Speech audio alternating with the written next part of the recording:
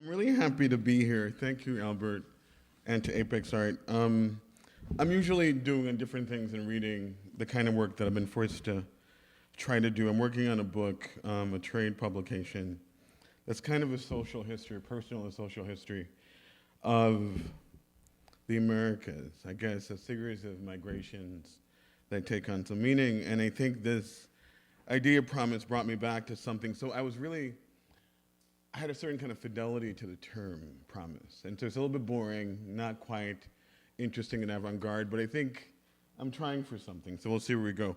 And it's titled You Promise. You promise? You promise? So I'm really literal here, so forgive me. I'm not this, and also just in terms of genre, this is not, I'm not sure what this is, which is kind of exciting and terrifying at the same time. But here we go. And I won't keep you terribly long. It's a narrative poem, an essay poem, something. It doesn't have one, two, or three, but we'll see how we break it up. You promise? It always felt strange when my mother asked me to promise to write the story, the family story. And by strange, I suppose I mean confusing.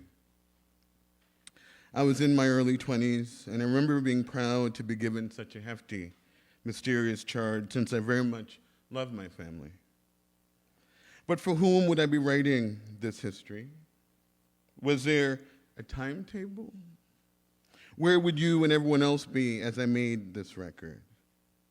What should I include or be sure to leave out?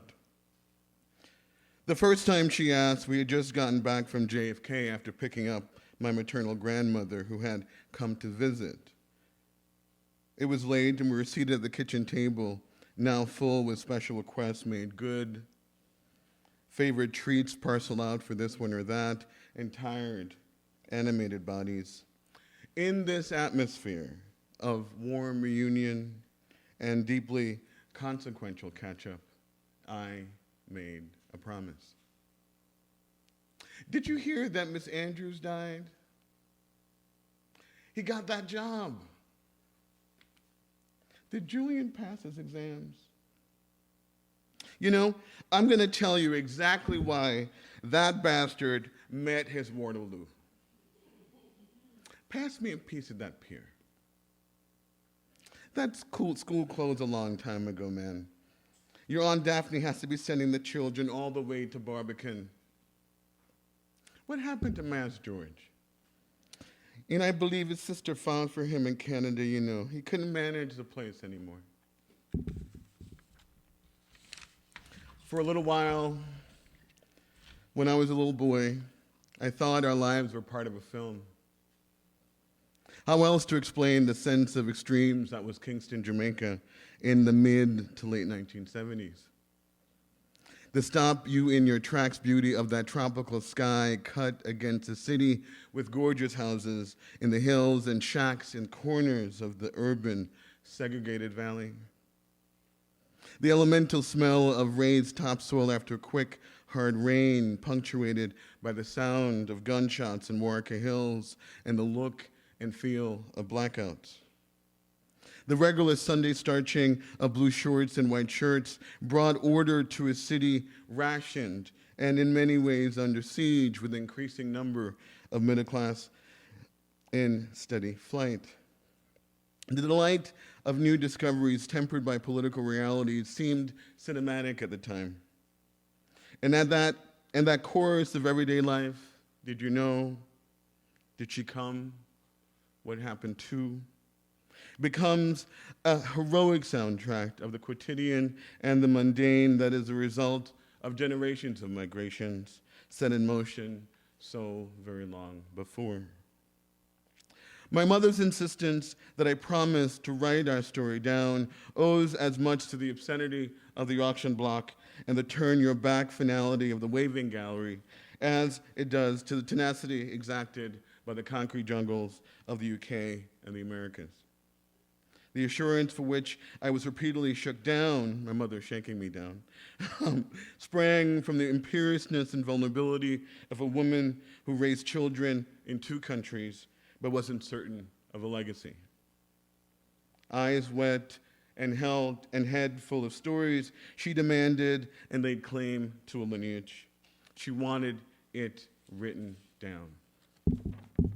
The generosity of great-grandmothers, the predatory impulses of certain uncles, the demanding distance between house and school as a young girl, the devastating lack of hospitality among and between immigrant families, and the impertinence, the steady, vulgar impertinence of young white doctors.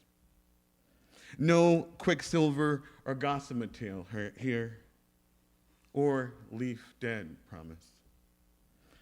Just the bare, full affirmation of what it took to make it. But will everything be in the story?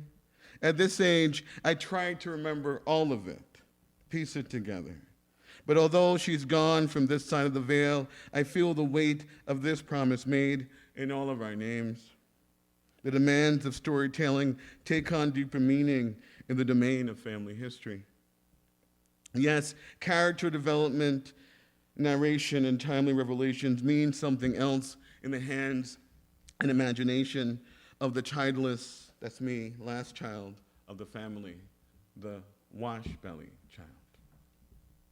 In the quest of being not forgotten, of writing our narrative into history, you must ask, what are you willing to leave out?